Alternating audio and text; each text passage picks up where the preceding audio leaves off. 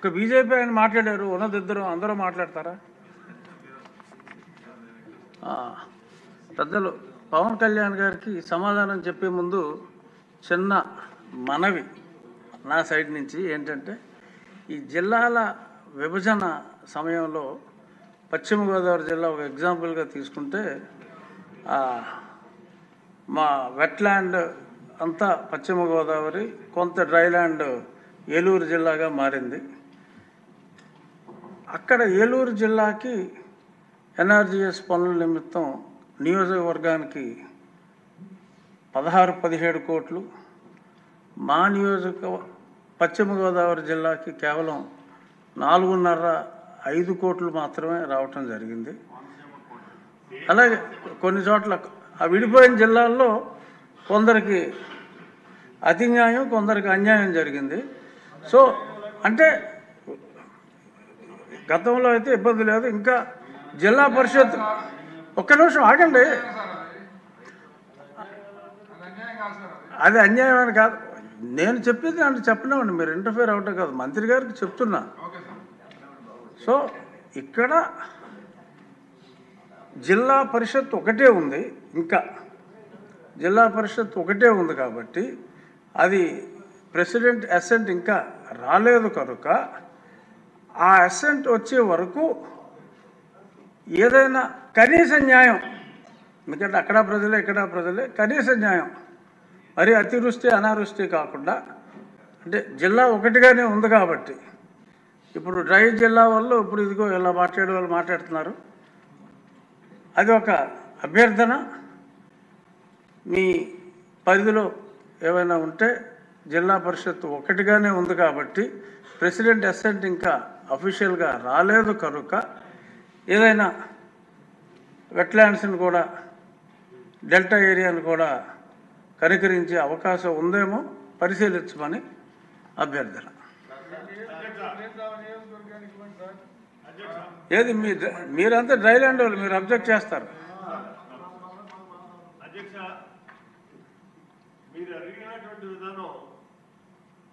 రాష్ట్రం యూనిట్గా చేస్తే బాగుంటుంది, అంతేగాని జిల్లాకి ఇప్పుడు మెట్ట ప్రాంతాల్లో ఎక్కువ మ్యాండేట్స్ వస్తాయి కాబట్టి ఆ మ్యాండేట్స్ని బట్టి మాకు ఎక్కువ గ్రాంట్ వచ్చేటటువంటి పరిస్థితులు ఉంటాయి. ఇక్కడ పల్ల ప్రాంతాల్లో మ్యాండేట్స్ తక్కువ ఉంటాయి కాబట్టి అక్కడ వర్క్ కాంపౌండ్ తగ్గుతుంది, పనులు ఎక్కువ ఉంటాయి. ఇది అలా కాకుండా మొత్తం టోటల్గా రాష్ట్రాన్ని ఒక యూనిట్ చేయమనండి, యూనిట్ చేసి అన్నిటికీ సమానంగా ఇవ్వమనండి, అది బాగుంటుందేమో ఒకసారి ఆలోచించండి. రాష్ట్రాన్ని సరే, ఇది ఏం చేయాలో మంత్రి గారికి వదిలేద్దాం.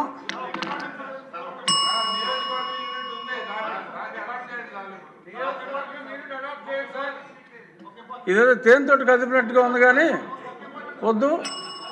గౌరవనీయ మంత్రివర్యులు ఇక్కడ ఒకటే పాయింట్ ఏంటంటే, జిల్లా పరిషత్ ఇంకా సెపరేట్ అవ్వలేదు, ఒకే జిల్లా పరిషత్తుగా ఉంది కనుక మాట్లాడటం జరిగింది. సరే, ఒకళ్ళు దేశం అనొచ్చు, ఇంకొకళ్ళు రాష్ట్రం అనొచ్చు, ఇంకొకళ్ళు దేశం అనొచ్చు.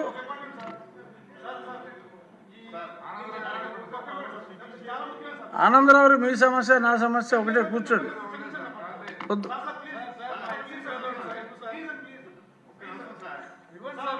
ఎవరికి ఇవ్వాలి? మీ ఇద్దరులో ఎవరో ఒకళ్ళు కూర్చుంటే ఒకళ్ళు మాట్లాడతారు, ఇద్దరు ఒక నిమిషం అంటే. ఆనందరావు ముందు మీరు మాట్లాడండి. ఈ ఎన్ఆర్జీఎస్కు సంబంధించి అంబేద్కర్ కోనసీమ జిల్లాకు సంబంధించి జిల్లా యూనిట్ ఉమ్మడి జిల్లా చేసినా చేయకపోయినా ఎందుకు బాగా తక్కువ వస్తుందంటే అధ్యక్ష, వీడ్ రిమూవల్ కానీ జంగిల్ క్లియరెన్స్ కానీ గతంలో 2014-19లో ఉన్న కొన్ని వర్కులు ఈవేళ లేవు అధ్యక్ష. అవి వెంటనే పెడితే కనుక మ్యాక్సిమం ఇక్కడ కూడా కవర్ అవుద్ది అధ్యక్ష.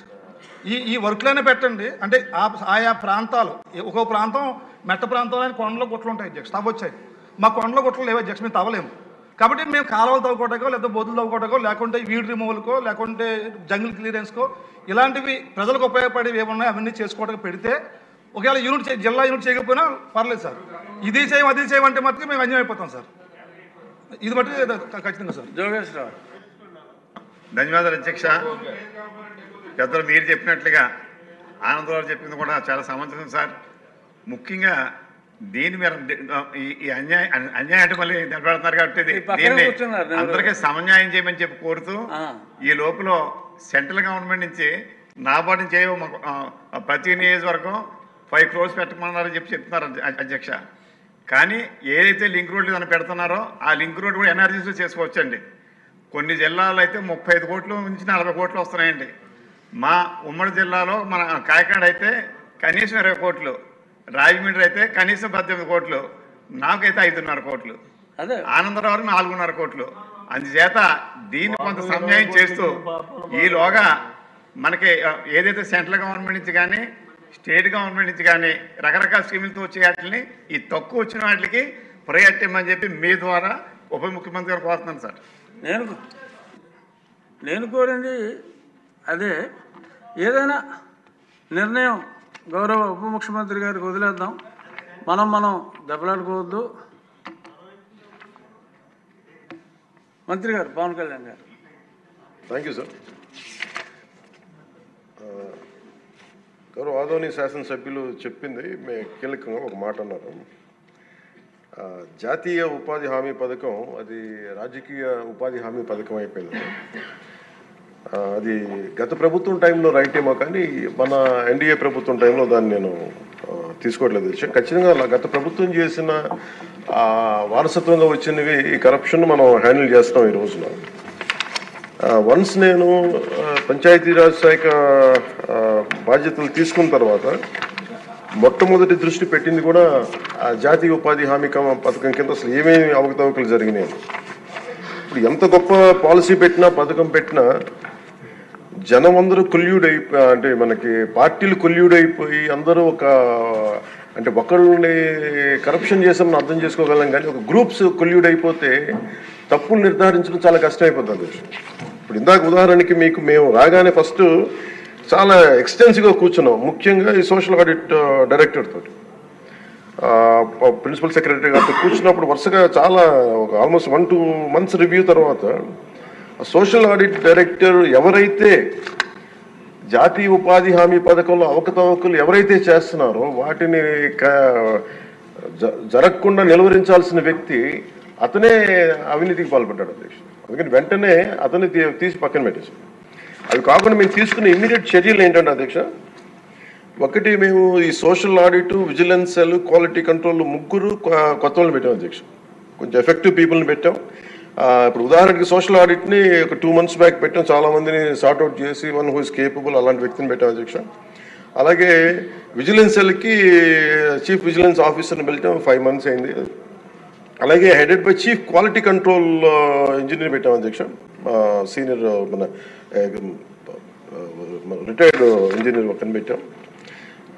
మేము చేశాక మేమేం చాలాసార్లు ఉదాహరణకి 2024-25లో అబ్జెక్షనబుల్ ఎక్స్పెండిచర్ అంటే ఇది అవినీతికి దారి చూపిస్తున్నాయని చెప్పి దాదాపు 250 కోట్ల అవినీతి జరిగింది అని చెప్పేసి సోషల్ పీపుల్స్ ఆడిట్ ఫోరం నుంచి మనం దాదాపు ఇప్పటికీ 546 మండలాల్లో మనం సోషల్ ఆడిట్ చేసాం ఇప్పుడు దాకా ఆడిట్ ఫోరం.